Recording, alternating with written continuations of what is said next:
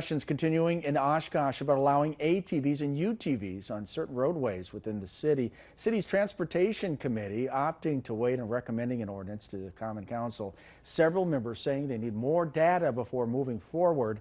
The discussion of a ATV-UTV ordinance in Oshkosh began shortly after Winnebago County approved a similar ordinance back in June, allowing ATVs and UTVs to be used on county roads.